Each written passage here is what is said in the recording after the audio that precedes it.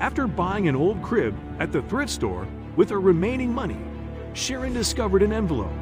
The return address was shockingly near her house. But upon opening the envelope, she saw a big wad of cash that could change her baby's life. Suddenly, doing the right thing was not so simple. "Are you sure this is going to be all right?"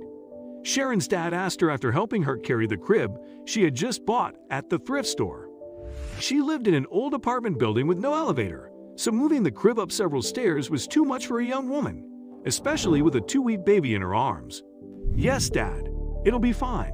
It's sturdy, and I can paint it to look new as soon as I get my next paycheck," she assured her father and thanked him for his efforts after putting the baby to sleep. "You should consider moving in with us again, dear. You wouldn't have to pay as much rent then," her dad said again.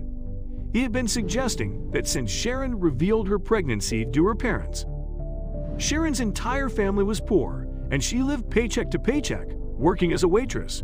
They could pool their resources and be a little more comfortable if they lived together, but she needed her independence. At least, that's what she thought. Sharon shook her head. "I can't, Dad. I made this choice when I decided to keep my pregnancy, and I need to do this on my own. But I reserve the right to take you up on that offer if anything happens later." Her dad laughed, kissed her cheek, then left. Her baby usually slept in Sharon's bed with her. Cribs were so expensive these days, almost like a brand new bed. However, she found a vintage one at a thrift store and bought it with her last few dollars. "This will work," she told herself, and started cleaning it.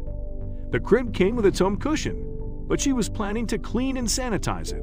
Then she would see if it was reusable. She lifted the pillow, patted it, and sneezed at the dust.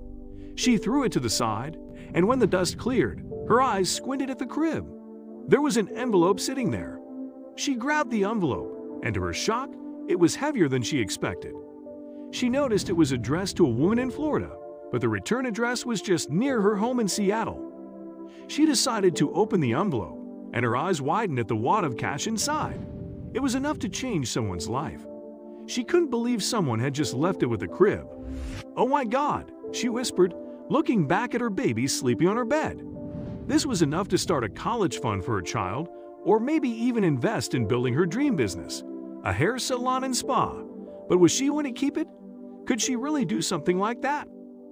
Sharon turned the envelope and stared at the return address again.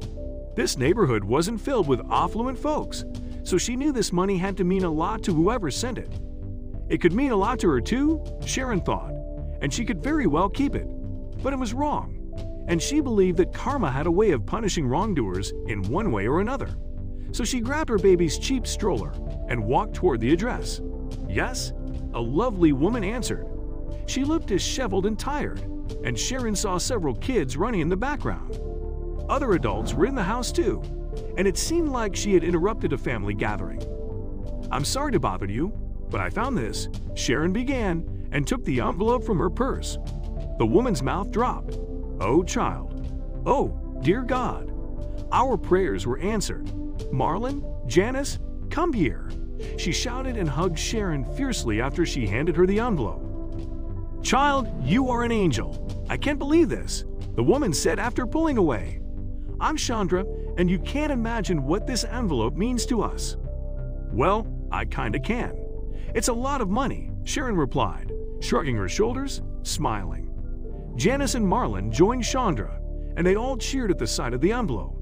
"Come in, child." We were having dinner and discussing what to do after losing this envelope. "But you have saved us. You can try my ribs as a thank you," Chandra insisted, and Sharon entered with her child.